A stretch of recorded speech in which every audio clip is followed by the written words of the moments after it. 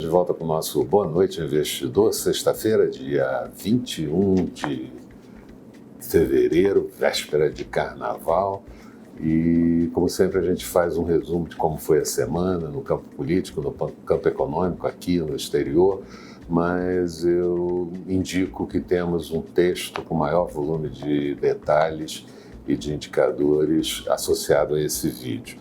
Mas, novamente, tivemos um período influenciado pelo desenvolvimento da infecção do coronavírus no mundo, especialmente na China, claro, e isso pela correlação existente entre o crescimento global, caso o surto acabe se transformando numa epidemia ou então numa pandemia. Aqui, em que pese o anúncio de alguns indicadores importantes e declarações de membros do governo, houve prevalência do lado político, que esteve bastante complicado ao longo da semana. Outro fator de destaque foi a retirada constante de recursos por parte de investidores estrangeiros da Bovespa e o dólar pressionado, batendo recorde nominal de cotação desde o Plano Real. No segmento internacional, começamos destacando, claro, o esforço da China em controlar o contágio pelo coronavírus, mas principalmente em fazer o país voltar à normalidade no que diz respeito às suas fábricas e os serviços prestados. Cabe relacionar que o governo pediu que as empresas voltem e disse que vai prestar toda a assistência para que essa situação se normalize o mais rápido possível. O PBOC, o Banco Central da China, também fez alguns esforços, reduziu a taxa de empréstimo de 1 e de 5 anos e falou que a base monetária M2 do mês de janeiro registrou expansão de 8,4%, quando a expectativa era de uma expansão anualizada de 8,7%. Tudo isso deixa um pouco nítido que o governo chinês vai flexibilizar a política monetária, expandir investimento em infraestrutura em outras regiões, e o próprio PBOC, o Banco Central, disse que o contágio, o esforço na economia será bastante limitado no que diz respeito à redução do PIB. Mas, pelo sim, pelo não, instituições financeiras e organismos internacionais espalhados pelo mundo estão modificando para pior as suas projeções de crescimento da China e também de crescimento global. A estatística mais atualizada da OMS, Organização Mundial da Saúde, indica que são 75.567 infectados na China, com 2.239 mortes. E fora da China, são 1.192 casos em 26 países, com 8 mortes. No ambiente econômico externo, tivemos a divulgação das atas do FED e do Banco Central Europeu, BCE, das suas últimas reuniões sobre política monetária. A ata do FED veio mais suave em suas colocações, mostrando que a economia está crescendo de forma moderada, e aí houve uma mudança de forte para moderada. Pela ata, ficamos também sabendo que os membros chegaram a discutir o uso de faixa de inflação, o que daria margem para a inflação andar acima da meta de 2% por algum tempo. Já o Banco Central Europeu foi mais cáustico nas suas observações e explicitou que os países da região com folga fiscal deveriam agir para estimular a economia. Aliás, durante a semana, o Bundesbank, o Banco Central da Alemanha, sugeriu o uso de estímulos fiscais, logo ele, que sempre foi muito contrário a tudo isso. No Japão, o PIB do quarto trimestre encolheu 6,3%, muito em função da queda do consumo, e as exportações por lá encolhendo 2,6% anualizada para janeiro. Na Alemanha, tivemos a divulgação da confiança do consumidor referente ao mês de março. Ela observou uma queda para 9,8 pontos, e a inflação medida pelo preço no atacado de janeiro ficou em 0,8%.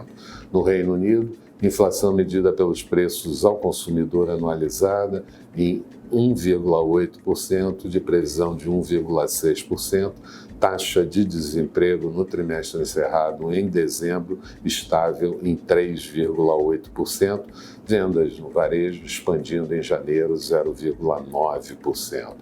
Nos Estados Unidos, ao longo da semana, tivemos muitos dirigentes regionais do Fed falando durante o período, mas, de certa forma, foram todos eles muito tranquilos com o caminhar da política monetária, com a inflação, com o mercado de trabalho ainda pressionado e a própria expansão da economia. Situa-se o crescimento do ano de 2020 entre 2% e 2,25%.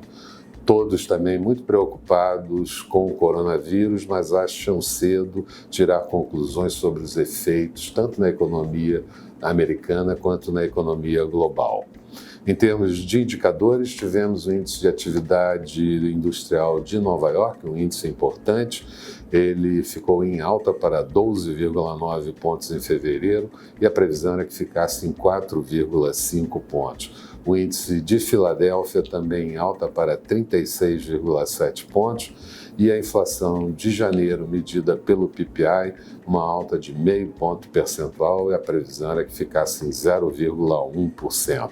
Ainda tivemos o índice de indicadores antecedentes do Conference Board, que subiu 0,8%. Falando um pouco de Brasil, no segmento doméstico, o clima andou bastante tenso com declarações do presidente Bolsonaro sobre jornalista e de Paulo Guedes sobre empregadas viajando para a Disney e acabou sendo complementada no mês da semana por conversas vazadas do ministro-general Heleno do GSI contra as chantagens de políticos se referindo aos vetos do orçamento impositivo. Isso foi um prato feito para a oposição, para os políticos e presidente da Câmara e do Senado criticarem. Em termos de indicadores por aqui, a pesquisa semanal Focus do Banco Central veio com poucas alterações, mas mostrando a inflação em queda para 3,22%, as contas externas mostrando deterioração na balança comercial, PIB encolhendo para uma expectativa de 2,23% de expansão no ano de 2020. A previsão da inflação oficial pelo IPCA 15 de fevereiro mostrou 0,22% de expansão, bem menos que no mês anterior, de 0,71%, acumulando no ano inflação de 0,93% e em 12 meses de 4,21% e certamente vai encolher ainda mais nos próximos meses.